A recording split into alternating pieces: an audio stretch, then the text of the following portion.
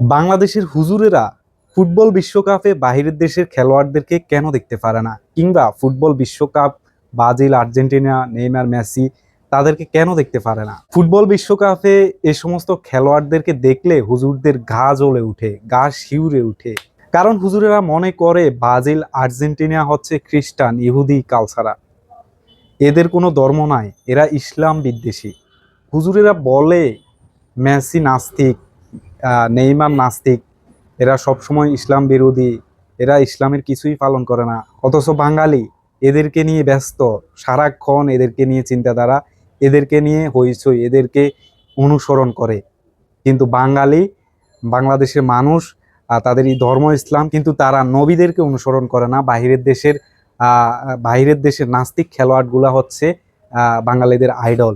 এই সমস্ত বিষয়গুলো বিশ্বকাপ আসলে হুজুরেরা মনে করে। এই সমস্ত বিষয় নিয়ে সোশ্যাল মিডিয়াতেও তোলপাড় শুরু হয়। ধরে নিলাম এরা নাস্তিক। আমরা আমরা মেসি, নেইমার, ব্রাজিল বলেন, আর্জেন্টিনা বলেন, সকল খেলোয়াড়দের খারাপ দিকগুলো নিব না।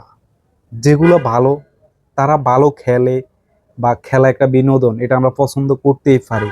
কিন্তু তাদের নাস্তিকতা, তারা যে অপকর্মগুলো করছে, ওটা সেটা করছে, কিন্তু আমরা তাদের এগুলো অনুসরণ করব না। জাস্ট খেলা হিসেবে আমরা খেলাটাকে বিনোদন হিসেবে নিচ্ছি, ঠিক আছে? তো এক্ষেত্রে অনেকে বিভিন্ন ধরনের দ্বন্দ্বেও জড়িয়ে যায় আসলে এই সমস্ত ঘেঁষাঘেঁষি নিয়ে।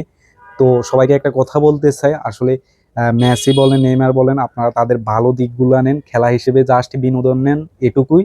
এর বাইরে তাদের থেকে আসলে নেওয়ার আর কিছুই আমি দেখি না। আসলে এ বিষয় নিয়ে আপনাদের আর কোনো মতামত থাকার কথা না, আপনারা বুঝতে পেরেছেন বিষয়টি।